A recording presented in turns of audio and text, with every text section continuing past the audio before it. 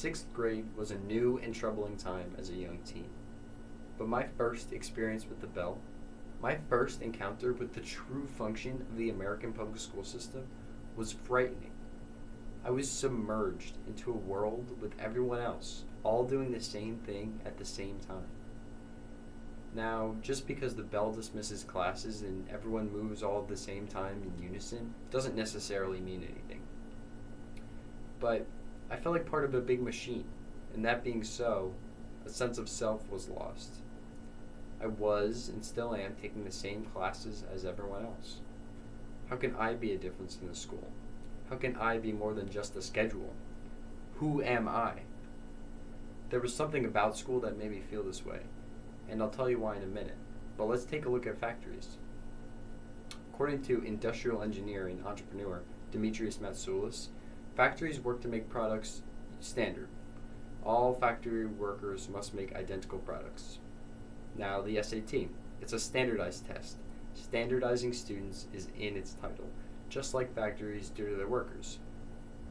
We are all expected to produce the exact same outcomes on a multiple choice bubble test, despite our differences in knowledge. Moving on, assembly lines look like school classrooms. A bunch of people doing identical tasks in neat rows, as you can see here. They also resemble how our schedules work. You go to one class where you learn the same thing at the same time as everyone else. Then you go to the next class where you learn the same thing at the same time as everyone else. Similarly, assembly lines have one thing being added at one station and another at another station. And this begs the question, are we teaching our kids in a way that is preparing them for factory work? A place where everyone is expected to produce the exact same thing? Because it works and operates like a factory, the American public school system is so outdated that it takes away from my individuality as a public school student. This method of education has been used for over 100 years, and it's time for a change. But the way we sit, it's just the tip of the iceberg.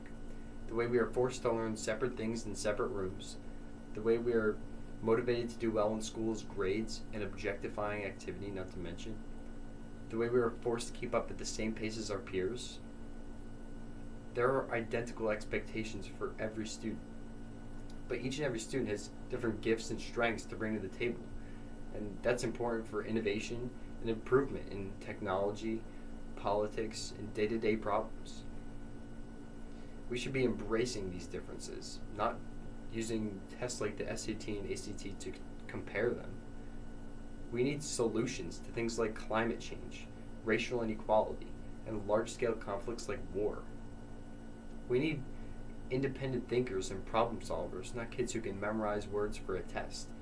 We need kids who can analyze and synthesize, not memorize. In October, I planned and attended a self-love summit. Self-love and individuality are different, but I learned that it's important to express yourself as an individual in order to truly love yourself.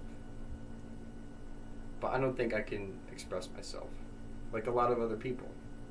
Being held to the same standard in school as everyone else, and being a part of the machine we call education, I feel like a product of what I'm supposed to be rather than what I want to be. Pressure to do well in a school system that doesn't properly prepare me for the real workforce is futile. We need to stop preparing kids for jobs like these and start preparing them for jobs like these. Thank you.